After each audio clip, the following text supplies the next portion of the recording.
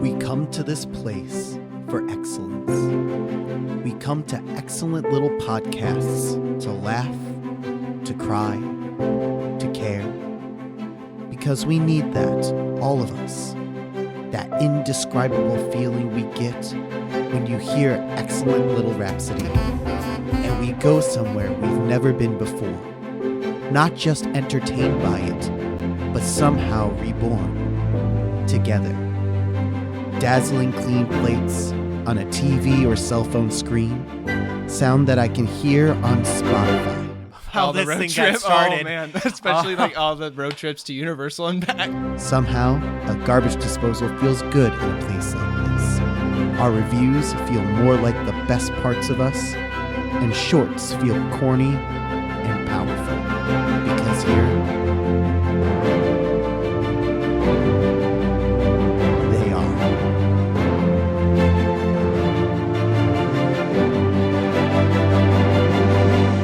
Excellent little podcasts. Hi, friends.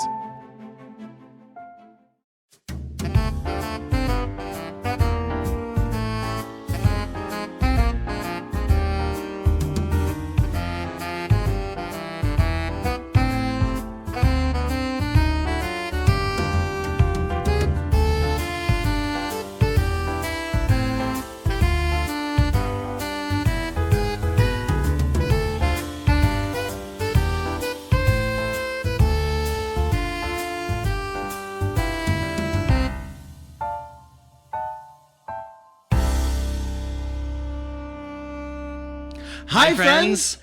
I'm Zach. I'm Mitch. And we are Excellent Little Podcast. Presenting you a little movie podcast starring Zach and Mitch for the 100th time. 100 times. Yeah. Almost 2 years. And we are at the 100th episode. The 100th episode. Whew. You know what that means, Zach. We celebrate how old we are? Don't you start. Well, instead, He's making fun of me because I turned 30 at the end of the year. I'm turning 20. I'm turning an age, yeah. But we'll go ahead and continue on because we're not going to celebrate just how old we are getting, but how old some other companies are getting. Because there's also a 100-milestone mark for two big name studios for this year. Yes, the two are Walt Disney Company, which, speaking of, we are Disney cast members. Therefore, we do not speak for the brand or the company. Our thoughts and opinions are our own. And the other one is Warner Brothers. Warner Brothers Discovery now, but Warner Brothers in general is what we're going to talk about. That is correct. Now, since this is a 100th episode, we're going to do something a little differently here. Yeah. Right now, we're going to kind of do it as similar to one of our top 10s. Yeah. However, we're not going to do 10 because...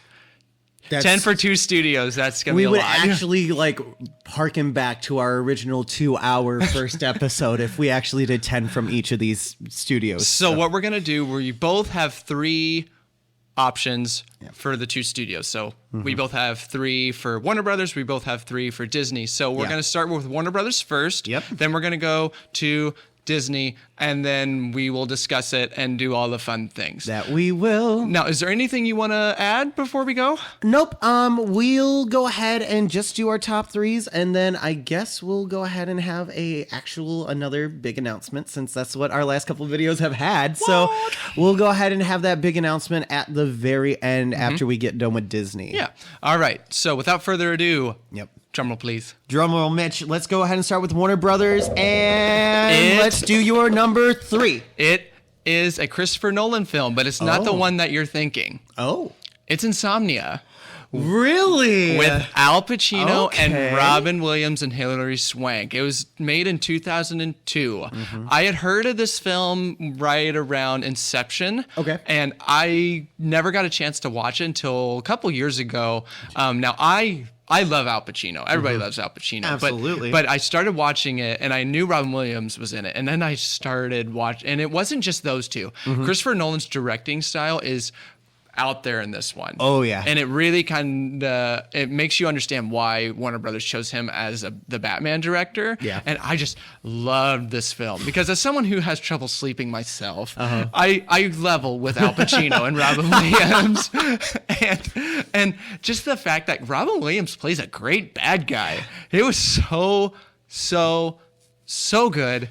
I loved it. I watch it all the time. It's one of my all-time favorite films. And it's my number 3 of Warner Brothers. What do you think of Insomnia? Have you seen it? I have seen it. It is still a testament to Christopher Nolan's directing style of what he's able to pull out of his actors.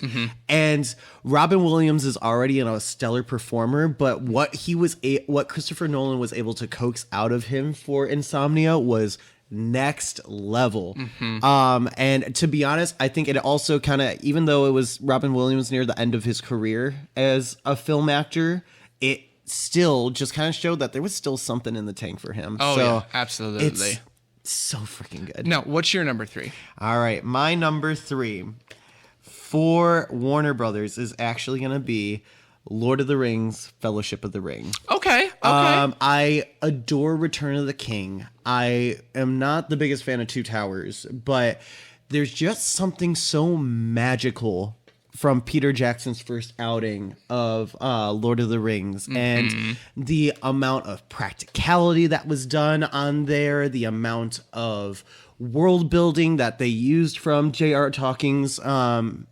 J.L.L. Tolkien's original novel. Like, it just, everything lined up so perfectly, from the cast to the sets to the director to what they were willing to pay. Well, and also, like, think of it this way. They were not just making that one. They were filming 1, 2, and 3 at the same time, which it's that's a heavy toll.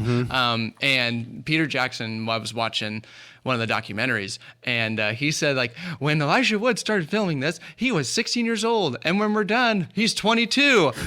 And we were still filming some of the bits from Fellowship of the Ring. But yeah, I have to agree with you. I love Fellowship of the Ring. I'm more of a Return of the King fan myself. I love Return of the King, to be honest. I usually switch between Fellowship and Return of the King. This is just how I was feeling at the time. That's fair. That was another thing. I was considering putting Harry Potter on my top 3, considering. But like, I was like, the magic of Sorcerer, Philosopher's Stone, depending on which area you are in, is just unmatched to what my favorite is, which is Goblet of Fire, which I know is very, very unpopular. I know I am in the minority of Goblet of Fire, but still, it's just one of those things of, like, just the magic of doing it for the first time and seeing the world for the first time and getting to know Middle Earth and everything. And, like, you barely see Gollum at all in Fellowship. You just get to know the Fellowship themselves really, really well. And it really just sets that groundwork for what Return of the King eventually became. So I just really loved it. And any thoughts on my number 3? No, I really, I mean, you can't go wrong with The Lord of the Rings. I'm just glad you didn't mention The Hobbit. That's for another story. Now, my next one, this is a David Fincher film. Okay. It is Seven. Oh, okay. With Brad Pitt and Morgan Freeman. Now, all right. What's in the box? The thing. I love thrillers just as much as the next guy. But this one, this crime procedural thriller, that has not been touched upon since that film. Because, okay, when it comes to detective films, we saw the Batman. Gotcha. They haven't made a detective style film like this since, like I just said, like since 1995 when this film was made. And David Fincher, I swear to God, he is made for thrillers. Yeah. I mean, absolutely, this man knows how to direct a thriller. And Morgan Freeman and Brad Pitt have this great chemistry. Like, the thing that really disturbs you while watching this film is, like, Morgan Freeman is wanting to hide the secret about Brad Pitt's lover, played by Gwyneth Paltrow, because she was pregnant. Spoiler. But this film, it wasn't just about the detectives. It was about, like, who are they trying to catch? What's going on? And Kevin Spacey, whether you love him or you hate him, he played a nasty bad guy. So nasty. So good. And it was just a really, really wonderful film. And I wish someone would make another film like that. David Fincher, do something like this again, please. But it was just so good. I loved it. You have a thought? Oh, I mean, it's quotable. Like, what's in the box? What's in the box? And if you kill him.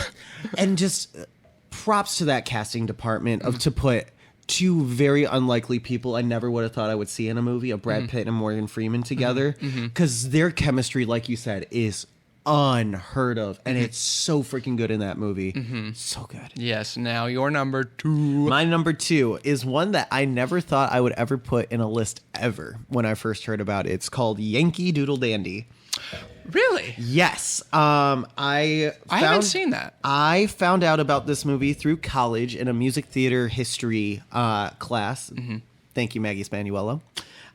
She assigned me and a couple other members in a group to watch this movie and give a summary to the class and like what our opinions were about it and how it fits in the lexicon of music theater. And what Yankee Doodle Dandy is about is the singer, stage, musician, composer, actor known as George M. Cohan. And it's about his life, of how he started, and he wrote so much patriotic music that it helped us carry through World War I. And then he wrote again a couple of more things to get us started into World War II, and that's where it ends. It's like FDR handing him like a Medal of Honor, basically, because he's like, for your service of like doing over there for World War I. And every single time that I watch that movie, I always have to watch the very last scene between him and FDR, because from that spot all the way to the end is just wonderful, prideful, awesome, original Hollywood. And it's so good. It is so wonderful. And you just can't help but tear up every single time that I hear over there, spread the word over there, that the Yanks are coming. Yep. I just can't help but like have like a tear of pride for not only just George M. Cohan, but like for like what that time stood for. I like that. I'm glad you added a musical adaptation into your Warner Brothers list, because Warner Brothers doesn't do that many. They don't do many. They do have one coming out that I'm really excited, Color Purple. But besides that, you're right. They really don't really go into music theater. So I always have a soft spot for music theater. All right. So before I get into my number 1, one thing that we both forgot to mention, this is purely from the studios, not from what they've been bought. Correct. So Warner, we do not have a DC franchise in here. Disney, we don't have Marvel, Star Wars, or Pixar. We were thinking about it, but at the end of the day, we want to talk about the studios that were built 100 years ago. Yeah, like you can do like the stories, kind of like Lord of the Rings. They bought the film. They bought rights the book, yeah, to the book, so it counts. But like, and being that most media is based off of books anyway, if we put that levied on us, then this list would be impossible. Right, but, exactly. But that's what we do. Like how you said, I want to focus on is the studios themselves, not what they've bought, not the success that they've bought, but the success that they've made. Well, and also let's think of it this way: Marvel, Pixar, Disney, and DC, they were all separate studios. Yes. So I think that's why we decided, hey, let's stick with purely Warner Brothers and Disney. All right, so my number 1, you tried to peek. Get out of here. It is Clint Eastwood's Unforgiven. Oh, okay. So I have a love-hate relationship with Clint Eastwood's films. I have seen $1 Million Baby. I do like it. It's not my favorite, but I do like it. I've seen Dirty Harry. Everybody loves Dirty Harry. Yeah. I do love him and Meryl Streep. The Osage County or Madison County, I think what it's called. But this one, I am a sucker for Westerns. Yeah. I mean, who doesn't like Westerns? But it's not just Clint Eastwood. Yeah. It's Morgan Freeman again. That's 2 films that has Morgan Freeman in my Warner Brothers list. So Morgan Freeman, you're great. Stay with Warner Brothers. Awesome. But Clint Eastwood had because he's been in so many Westerns before. Yep. The Good, the Bad, the Ugly. The Good, Bad, the Ugly. That's correct. But also, Gene Hackman. he played this he had this longevity of him that a lot of bad guys don't have for Yeah. westerns, because it's just all the old standard, like, this town ain't big enough for the two as the westerns. different. But he had He was different. There was one of the British people that came in there, and he immediately just had this presence of like, I am in charge. Yeah. Do not mess with me. And if you do, I'm either going to throw you in jail or I'm going to shoot you dead. And Clint Eastwood, he comes in and is like, oh, I've got something to hide. I wonder what's going to happen. And you're on the edge of your seat the entire time. And Yeah. that's what I love so much about Unforgiven. And then at the end, when Morgan Freeman's character, sadly, not going to go any further Yep. spoilers, but it's such a wonderful, wonderful Western film. Yeah. And I wish Clint Eastwood's getting older, but I wish he would make another film similar to this. I know he's wanting to stay more behind the camera, but it was just a really wonderful, wonderful Western film. I want to see him just do one more Western. Yes. The Westerns have stayed away for a while. When they died was their time to die. Yes. I'm not going to lie. The market was very saturated with Westerns when they kind of lost their luster. Because they had been doing it for the 50s, 60s, 70s, part of the 80s, and then at the early 90s, that's when they died. Yeah, it was going for a while, but we've now had quite a bit of time without a genuinely good Western. Well, Like, had Django Unchained. We had Django Unchained, which I feel is the exception to the rule. But like you have like another Tarantino, Hateful Eight, which just wasn't all that great. I loved Hateful Eight. I was not the biggest fan of Hateful Eight. That's fair. And then you have like, what was the one with Chris Pine that they recently did? I know what you're talking about, but I haven't seen it. Yeah, like no Westerns that have been coming out recently have been like true Westerns to me. Right. We just kind of need to get back to like that Unforgiven kind of bit. Yeah, well, and it didn't have the meet at high noon thing that everyone likes to talk about. This actually, like, it made me think like, oh, this is what happened back in the old like pre-civil, maybe post-Civil War time, where like anybody and everybody could get shot and could die. And like you had brothels, you had so many things going on. They were like, you had camping, you had like, when someone first kills somebody, Clint Eastwood's telling the character who finally killed somebody for the first time, like, take a drink, it'll make you feel better. I don't want to drink. Take a drink, it'll make you feel better. But like that's what Westerns did. Yeah. They said, hey, you want to uncalm your nerves?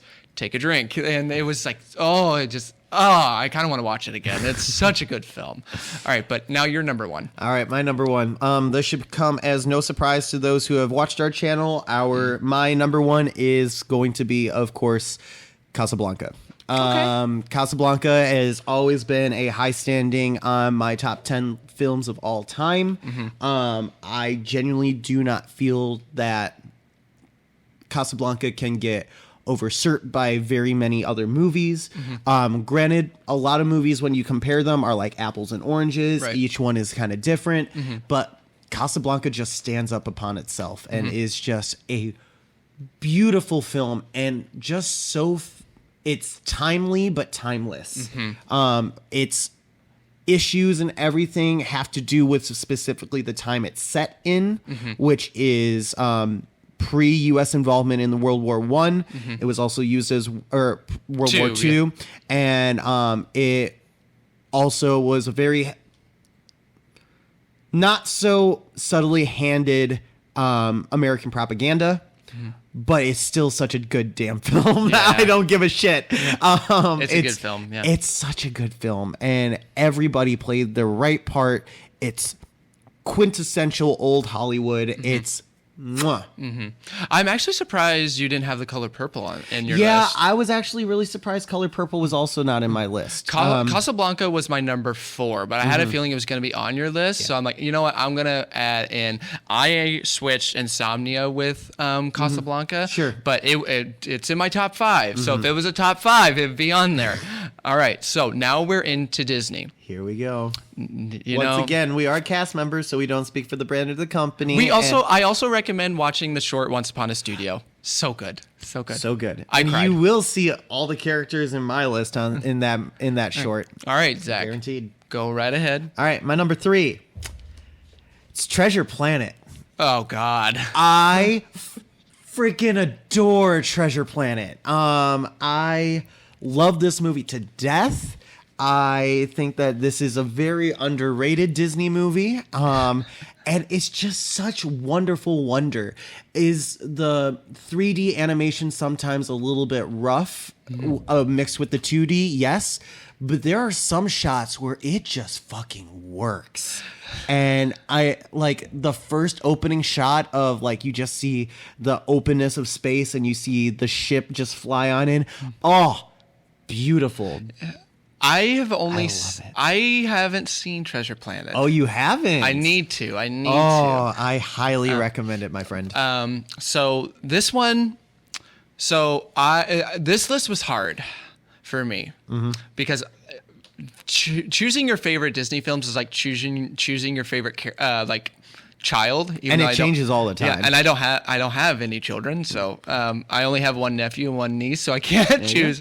But this one, I'm going back to the OG Snow White and the Seven Dwarfs. Okay. I love Snow White and the Seven Dwarfs. The reason why I had it on my list was because when I was younger, I watched it for the first time with my mom. I was 4 years old, and it had like at the beginning a short little snippet from Roy E. talking about Walt. And I said, I'm like, who's this Walt Disney guy? And my mom's like, oh, this, that. I'm like, I want to meet him. And she goes, well, he's been dead for so many years. Yeah. And she said that, but he made Walt Disney World and Disneyland. I'm like, I want to go there. And she goes, well, we're going in literally 6 weeks. So, but the reason why I like Snow White and the Seven Dwarfs so much is not because of its great songs, its great story, and the Seven Dwarfs, dopey and everything. Yeah. It's because like this film had pressure. Yeah. It took 3 years to make. It was thousands and thousands of dollars over budget, which back in the 30s, that's a lot of freaking money. A lot of money. And it speaks to the character of Walt Disney about how like, hey, I want this film to be made. I believe in this project. And it got to the point where the movie was not going to be finished in time. But it took him so many more. They had to rewrite the script multiple times, so many different ways of doing the film. And the finished product is superb. Especially, the scene that really hits with me is a lot of people have seen Snow White and the Seven Dwarfs. Sure, yeah. It's a scene where Snow White is surrounded by the dwarfs and they are crying because they think Snow White is dead. Oh, okay, gotcha. I was like, which time? And the part that really gets you see Grumpy, and he is bawling. And that's what hit Clark Gable. Clark Gable saw it in the premiere, and Walt Disney heard Clark Gable bawling his eyes out, and that's when he knew, like, I just made a fucking masterpiece. Yeah. And this film, that's what it is. It's a masterpiece. It's so good. And it's the first ever animated feature film. And you can't avoid the fact that this film is phenomenally done. It is phenomenally animated for back in its time. And it's just a beautiful, beautiful, wonderful film. Yeah, I love this film so much. It's such a good film, and it's amazing how Walt and Roy literally put everything into that film. Everything. A house. Both houses. Both houses. Yeah, I believe. Their marriages were very strained at that point. The studio was about to go under. They literally they cashed in all their chips on this one movie, so it had to succeed. Well, and they were only making shorts at the time. They were only making Mickey shorts and Silly Symphony shorts. They were making a lot of money from merchandise, but all that money had to go straight into that film. Yeah. And it's because of that the Walt Disney Company is what it is. It's because of Snow White. Yeah, which... Can't wait for the remake. If it happens. That's for another time. Now your number two, Zach. My number two. My number two is Beauty and the Beast. Which one? There's only one, in my opinion. The animated version. I love Beauty and the Beast. It's a good pick. It's the animated Beauty and the Beast. Good pick. Good pick. Really enjoy that. It's the musical where I fell in love with music theater. It's the musical where I fell in love performing in music theater. It's literally a tale as old as time, and I incredibly enjoy every single character in that film. I enjoy so much of who Belle is and what she stands for. so much enjoy all the magic that happens in that film, and it's just irreplaceable. And we met Belle on the cruise. We met Belle on the cruise, and I have the pleasure of getting to work with her in the library every now and again. And there's just something magic there. It's something sweet and almost kind. It's everything there. And Howard Ashman is literally the reason why. Oh, rip. He thought that he had a passion project of Little Shop of Horrors until he finally got onto Beauty and the Beast, and he was on death's doorstep the entire time of that process. He did end up seeing the finished product. I'm 99%. Oh, it was close. He was close, but he never ended up getting. He saw the rough cut. He saw rough cuts, but he never ended up seeing the finished product. And that's something that I'm always going to feel terrible for him for, because that is truly his magnum opus. Yeah, that's a really good pick, Zach. I'm glad you had that, because I love Beauty and the Beast. And Belle's is my favorite Disney princess because she's a powerful character and she loves to read. So, but now this is another Disney Renaissance film. It is The Lion King. This is one of the ones that normally rounds out my top three. It is usually on 1, 2, or 3. In terms of music theater, I think it's the best theater that's ever been created is The Lion King, but I'll go ahead and let you talk about your... I'm a big Hamlet fan, Yeah. and that's the basis of this film is Hamlet, but the scene that really sticks with me, I keep going back to why these films, it's because of certain scenes, is when Simba sees Mufasa dead. That hits you as a child. I mean, because when I saw it, I was like 3 or 4, and at first I'm like, I see him like he's asleep, but then I don't know who it came, and I'm like, why isn't Mufasa getting up?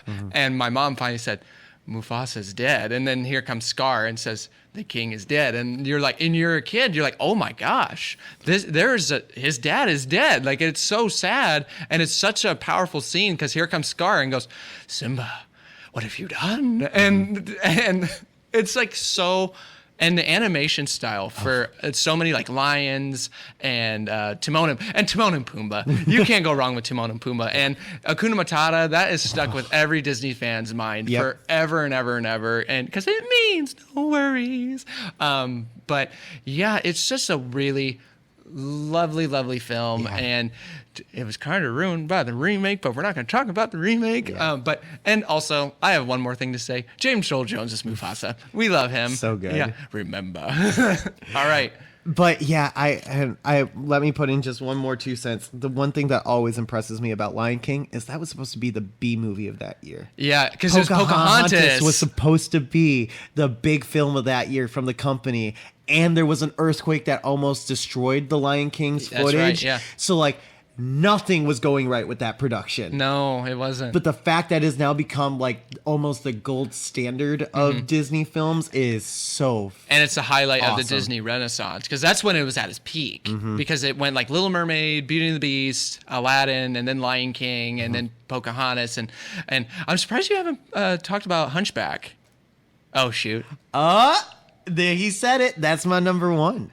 Hunchback is my number 1 film. All right. You're good. We love Hunchback. Hunchback, to me, you do say that Lion King is the pinnacle of the Disney Renaissance. I say that Hunchback, to me, is the pinnacle. Okay. To me, it's where animation, music, and script all line up perfectly and form that perfect little triangle right there.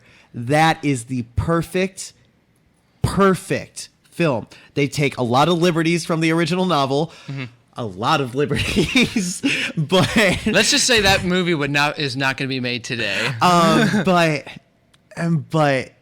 wow, Hellfire! Wow, did they fucking nail it out of the park? A guy like you can maybe go off to the side a little bit, but besides that song. that film is a work of art from every section. I fucking adore each and every single part of that film. It is by far one of my most favorite films, not of just Disney, but of all time. I did my entire college thesis on it. I love it so much. It is a work of genuine art. Great pick, Zach. Great pick. It was in my top 5, but I knew you were going to pick it. And that's why I mentioned, like, I'm surprised. Mine, it goes back, and this is a live action one. Okay. But it goes back to the 1960s. It has Walt Disney's favorite song. It is Mary Poppins. And Mary Poppins to me was Walt. It was finally Walt getting the recognition he finally deserves. He got that Best Picture nomination that he craved, and I think he probably should have won. But I don't know the candidates, so I have to get back to that. But the fact that he was willing to wait for filming for Julie Andrews to have her baby just so she could be Mary Poppins, and the fact that he fought tooth and nail with P.L. Travers to make sure that the penguins were animated. Years. I mean, he fought with her, and the fact that I just keep going back to how the Sherman Brothers were working with him on this film, and every Friday night he would look to Richard and say, play it. And he would play Feed the Birds, Tuppence a Berry, which watch Once Upon a Studio, and you will understand why it's such a powerful song. Or Saving Mr. Banks. Also a very underrated film. Yeah, that's a good film. But Mary Poppins to me is Disney basically saying, like, hey, I don't just make films for kids. Like, I make Best Picture nominated films. And that's also... And really, that was the last project that really Disney worked on. I'm sure he worked on like Jungle Book and Winnie the Pooh and everything, but at the time he was wanting to get the Florida project up and running. And sadly, he passed away. To see that through. But that was his last hurrah. Yeah. If you really think about it, was Mary Poppins. And to be honest, it's really the culmination of everything he did for film. Absolutely, it was. Because he wanted to be an animator, and he got Snow White up and going. He wanted to be a director. But he knew that he didn't have as much of the talent as he was hoping for. So he then supported the directors that he enjoyed and got them up to do what they eventually did. And after doing his time in live action, the natural step just was combining the two. And that was it. This was it. And this was it. It was literally the culmination movie for me. I feel like. I think that's literally the movie that Walt is the most proud of. Oh, absolutely. Absolutely it is. And I think it goes back to, Walt is, whether you pay attention to what goes on, what went on behind closed doors, whatever. But Walt was an innovator, and he also loved making not just kids happy. He loved making people and human beings happy. And families happy. So he wanted to make he wanted to make the Mickey shorts. Yeah. So he's like, okay, what can I do now? He went to the Silly Symphonies. What can I do now? I'm going to make animated films. What can I do now? I'm going to make live action films. What can I do now? I'm going to mix the things. What else can I do? You know what? I'm going to make theme parks. And he just went on and on and on. He kept working and kept creating new ideas. And like you said, this was the culmination, because this was at his peak. He had Disneyland. He was making the Florida project. He was making Epcot, and he made this. And it's really a shame to see kind of that the Florida project wasn't made to his what he was originally. I would really been interested to see what that would have been. But but that man, the amount of sheer creativeness that man had. And I'm very proud to say that I'm a Disney cast member. Yeah, there's no Disney without Walt. Absolutely. And I tip your cat, Walt. And the show must go on. So but that's it. That's it for our top threes of both Warner Brothers and Disney. And we thank you for joining us. Thanks for joining us for these 100 episodes. It's been a really cool and fun ride. But we have an announcement. We have a big announcement, a bittersweet announcement, and an announcement that, if I'm honest, I feel like both me and Mitch knew was coming. We just didn't know How soon? who would pull the trigger and how soon they would pull the trigger. But we figured we would get to the 100th episode 1st and announce what, Mitch?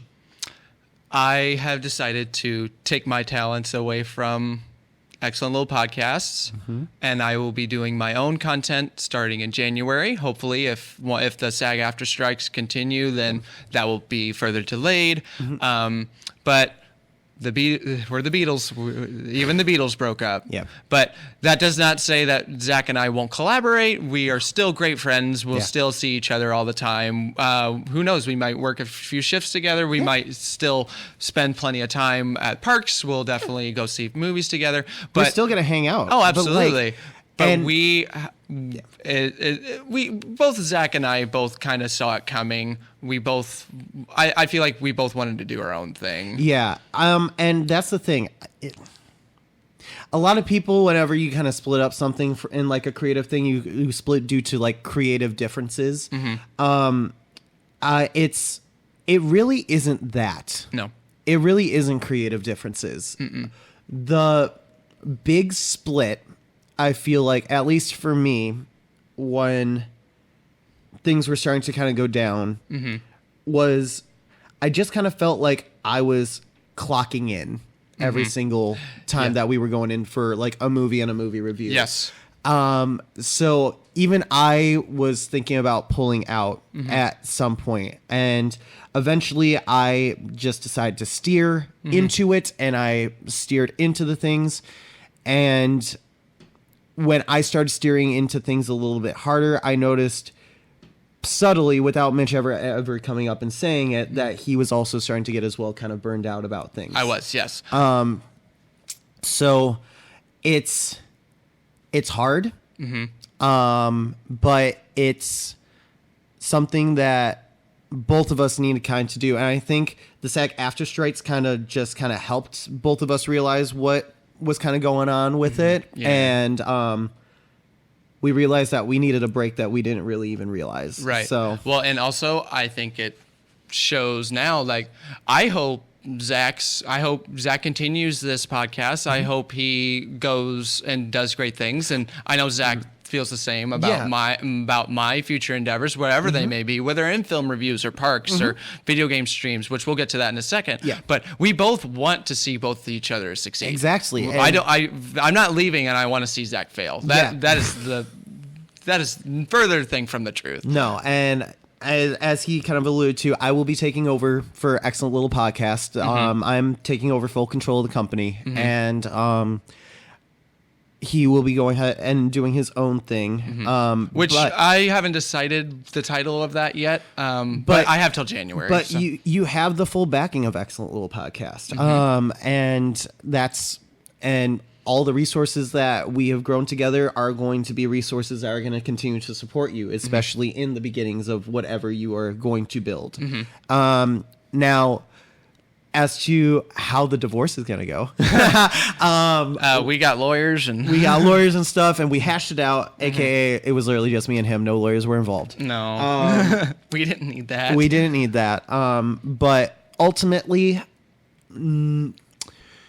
I would say about 80% of the assets to like 90% of the assets are kind of going to me. It's 90. But with the exception of one big thing that I feel would not be a success without him, and would not be a success because I have barely contributed at all to it, and it would be unfair for me to take it from him. And that is Little Gaming Stream. Yes. That has always been Mitch's baby. He has grown it to very successful parts, and it continues to grow. So it would be so terrible of me to take it with and say, just put it on a shelf and be like, there, little one. I'm probably not going to use you ever again. That would be completely unfair to me and completely unfair to that audience. Well, and also because now that it's starting to the strikes are starting to branch to the video games, I'm going to have to wait until the SAG after strikes are done with that as well. And also, I did mention January. You will not see me do any, and this is out of respect for Zach. I did tell him this when we did break up. You will not see me start any content on YouTube or whatever until January. You will not see me post a vlog until January, whether it's a movie review, park vlog, whatever. Not until January. Well, and to be honest, Excellent Little Podcast is also going to go on a bit of a hiatus as well. Because I am now one partner short, I don't know if I'm going to do movie reviews on my own. I don't know if I'm going to have a guest every single time. Mm-hmm. If he does decide that and he needs somebody, I have said I will gladly to collaborate in what. Yeah, maybe like a few every so often or something like that. So. But as of now, it's also Excellent Little Podcast is also going to be going dark probably until January as well, just because. Like we said, we are cast members. Holiday crowds really pick up, and and that can, if you don't have a proper work-life balance, you're gonna kind of fizzle out. Mm-hmm. So you're gonna get worn out. So with me taking over the company in total, that's probably going to mean that it's gonna have to take a sidestep for a little bit until January as well, which is fine and is what it is. But it has been an incredibly fun 100 episodes still. Looking back on it, it's still been a lot of fun filming. Hell, we went on a cruise. We went on a cruise. We did, we've done so many fun things. Did a Halloween party, which is still not up yet, but it will be coming up soon. It's just been a really fun ride. And we thank you all for joining. And we look forward to what the future of Excellent Little Podcast holds, wherever it goes. Whether did you bring up the logo, Zach? I think I did. Okay. I think I haven't yet. So that's thank you for reminding me. Of course. One thing that we are doing with the logo for Excellent Little Podcast as a whole, we are going to keep Little Gaming Stream in that logo for a little bit. It's just going to act as a placeholder. Once again, we did say Mitch is taking over for Little Gaming Stream. He is taking over that, and it is now going to be owned exclusively by him. But that logo is still going to be a placeholder there just for a little bit. Yep. And on that note, pals, I'm Zach. I'm Mitch. And we have been an excellent little podcast.